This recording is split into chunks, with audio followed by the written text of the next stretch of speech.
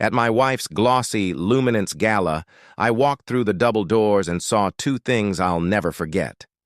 My late father's stainless steel pilot watch glittering on Olivia's wrist, and Adrian, my business partner, palming her waist like I'd been written out of the scene. They looked right through me. No flinch, no guilt. Just a practiced smile and a hand that didn't move. I didn't make a scene. I made a note. Timestamp 9:47 p.m. Evidence secured. I'm Marcus Hale, consultant, spreadsheet addict, and until that moment, a husband who thought networking meant dinners and client leads, not hotel receipts and designer perfume at midnight. 6 months earlier, Olivia had asked me to believe in her and front $40,000 to scale her PR firm. I signed. She smiled. Our savings bled out. That night, I poured the good bourbon and wrote a list. Canceled dinners, luxury business lunches, 10 p.m. flower deliveries, and the seed capital that vanished.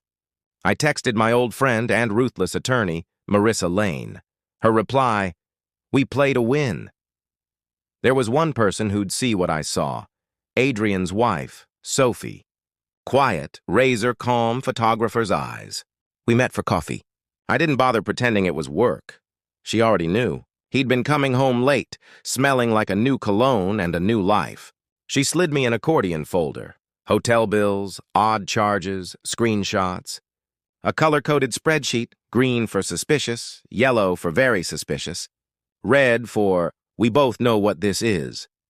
Marissa drew the plan like a heist. Proof, witnesses, timing.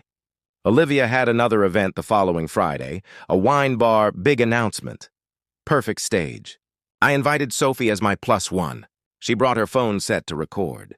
I brought a videographer friend who could film without blinking. Constellation, the wine bar, was all dark wood and $45 cheese plates.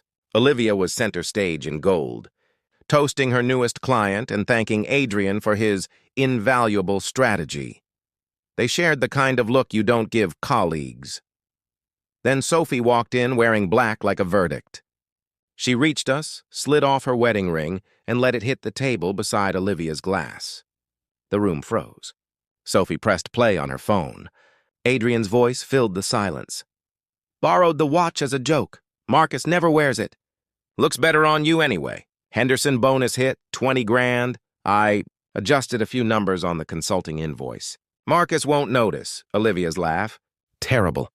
But it does look good on me. That was it. You could hear reputations cracking.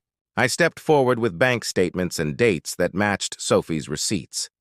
My attorney, Marissa Lane, has the rest. We're calling this what it is: fraud, misappropriation, and a very public confession.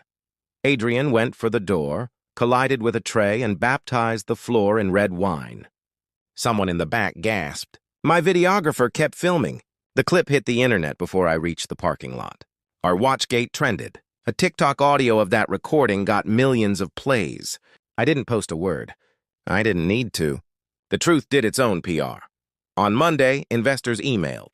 What happened to our money? By Tuesday, Marissa had subpoenas flying to banks, clients, and Adrian's vendors.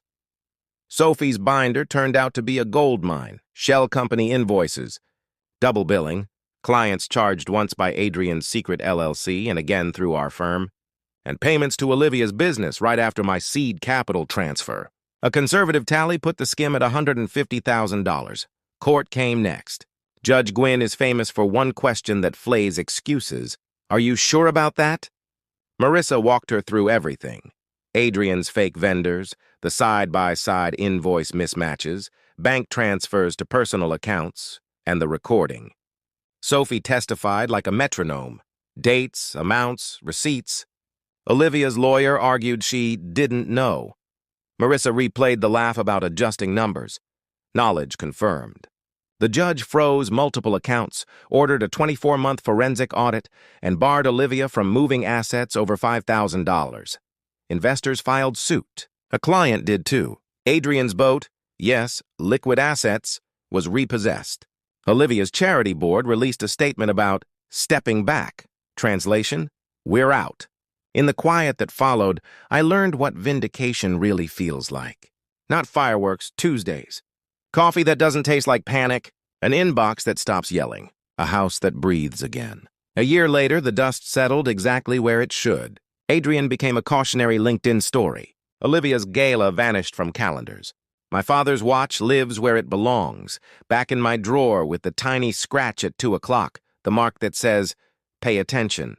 Sophie and I didn't turn our war room into a romance. We became exactly what we needed to be, two people who refused to be managed, spun, or gaslit. We send each other memes when a luxury watch ad pops up. She titles them exhibits. I rebuilt, smaller and honest, no partners, no performance reviews at home. Friends came back, sleep came back. Laughter too. Marissa still tells me to keep receipts, I do. People ask if the public reveal was cruel. It wasn't. It was the only way to stop two professionals at manipulation, one with a PR deck, one with invoices, who counted on me staying quiet. Boundaries with flair aren't cruelty. They're closure. And the watch? It still ticks, steady, indifferent, true, exactly how the truth should sound.